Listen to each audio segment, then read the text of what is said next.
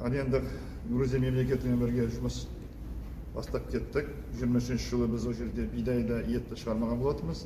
24 жылы жұмысты олармен қарым-қатынаста түзіп, жақсы бастап кеттік.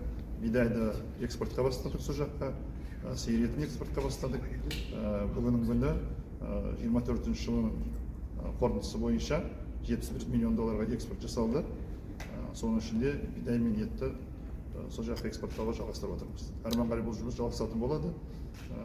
Бағасы биыл өздеріңіз білесіздер, бидайдың былтырғы жылға қарағанда төмен, бірақ та логистикаға екі ортаның несі субсидияға төленетін болады. Биыл қанша тонна ет, бидай келістіңіздер экспорттауға? 80 мың тонна. 80 мың тонна ашкен бидай жылына. Бұлардың потребность 80-100 мың тонна. Ет бойынша?